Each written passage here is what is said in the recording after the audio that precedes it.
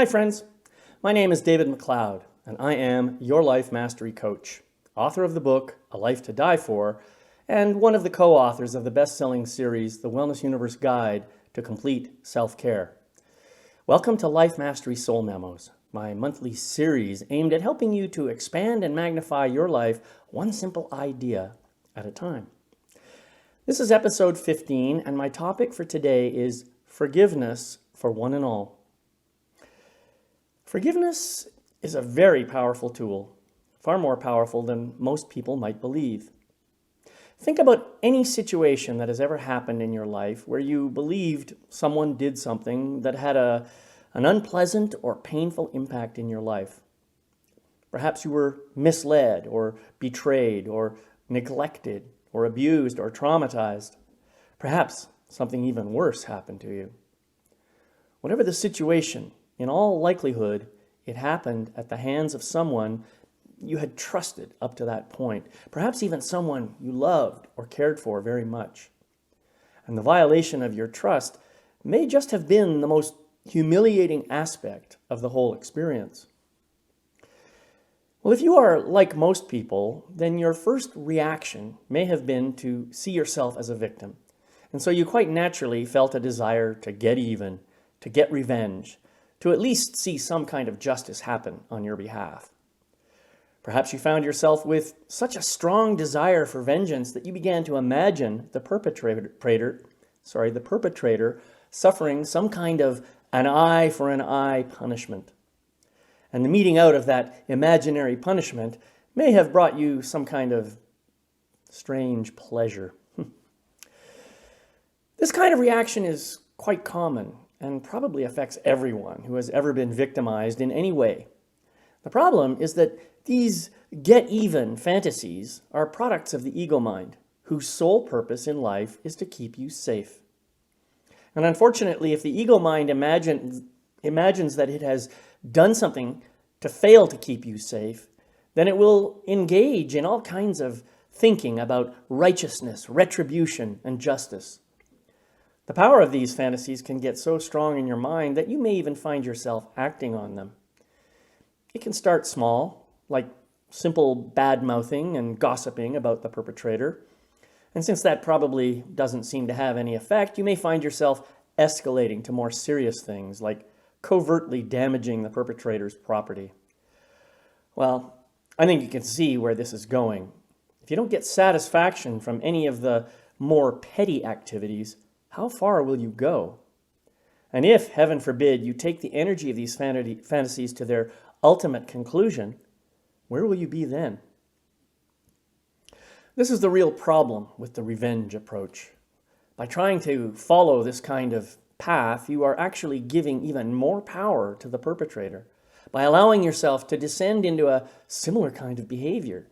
In effect, not only are you a victim to the perpetrator, but you are also a victim to your own dark fantasies, which, if left unchecked, will eventually destroy your life in a far worse way than the perpetrator ever did. So, what are you to do? In a word, forgive. Your ego mind will resist, of course, because the ego mind has an agenda of its own. Although it may seem counterintuitive, forgiveness is the only way out of your quandary. First of all, it helps to understand what forgiveness is not. It is not in any way an endorsement of or agreement with someone's behavior. It is not a way to let someone off the hook or absolve them of their responsibility. It is not about foregoing justice, as long as that's left to law enforcement. It is not about forgetting what the other person did. In fact, forgiveness is not even about the other person at all.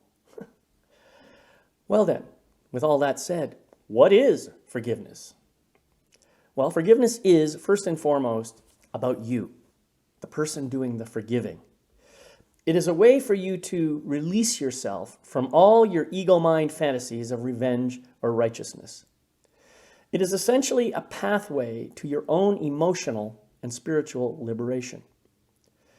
To forgive, then, is essentially a courageous act of unconditional self-love.